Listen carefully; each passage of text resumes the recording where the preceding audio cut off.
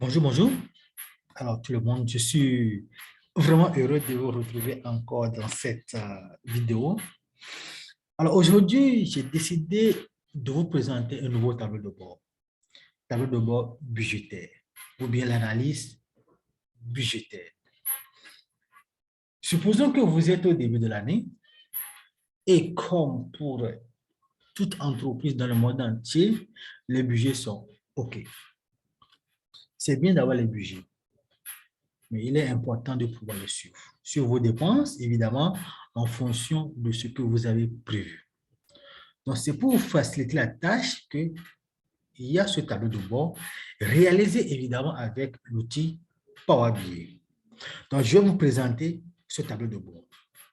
Premièrement, on a le budget global de l'entreprise qui a été communiqué au début du mois, au début de l'année. Ce budget est réparti en fonction des départements et en fonction des lignes budgétaires. Il y a aussi, évidemment, à chaque fois, vous allez avoir les réalisés, et ainsi de suite.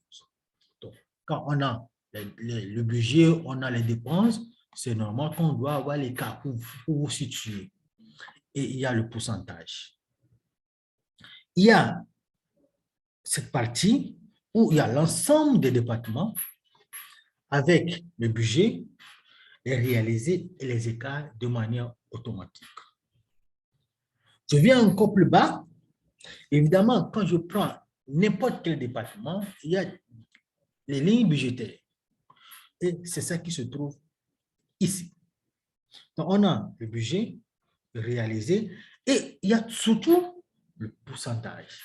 Ici, à chaque fois, quand vous vous approchez un peu de ce qui est prévu, ça vous signale pour que vous puissiez commencer par réfléchir par rapport à ça.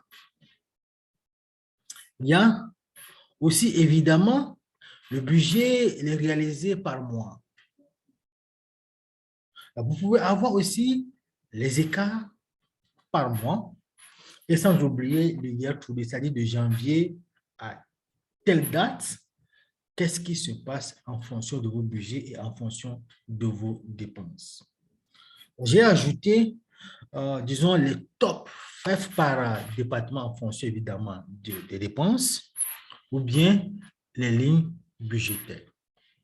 L'avantage de ce tableau de bord, c'est un tableau de bord interactif.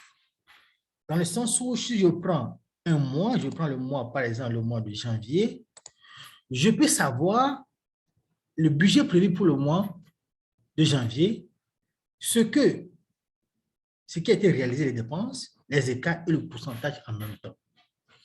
Je peux prendre 2 mois, janvier, février ou bien 3 mois. J'ai l'ensemble de ces éléments qui sont là. Maintenant, si on a le mois, c'est normal qu'on doit aller sélectionner par département. Vous pouvez sélectionner aussi par département si vous voulez savoir qu'est-ce qui se passe au niveau du département ou bien qu'est-ce qui se passe au niveau des lignes budgétaires. Alors, pour pouvoir réaliser ce tableau de bord, évidemment, on a utilisé les données. Il y a par exemple ici, il y a la liste des lignes budgétaires. Je me suis arrêté justement à 15. Vous pouvez avoir autant de lignes budgétaires que vous voulez. Il y a aussi la liste des départements. Je suis arrêté sur 10 départements seulement. Alors, évidemment, il y a les calculs intermédiaires pour pouvoir avoir tout ce que vous voyez au niveau du tableau de bord. Il y a des calculs qui étaient là-bas. Sans oublier, évidemment, le budget qu'on vous a communiqué au niveau de l'entreprise dès le début. Le budget par département, ligne budgétaire, tout ça. Et évidemment, vous allez chaque jour, chaque mois, mais chaque semaine, ça dépend de vous, renseigner évidemment votre fichier Excel où il y a les dépenses de votre entreprise. Donc, c'est l'ensemble de tout ceci qui forme, qui arrive, quand j'ai pu essayer de mettre en place ce tableau de bord. Alors, évidemment, si vous voulez avoir un tableau de bord budgétaire, en fonction de vos réalités, vous pouvez me contacter et je vais vous aider à pouvoir mettre en place ça. Ou bien, ce tableau de bord aussi, c'est propre utilisé.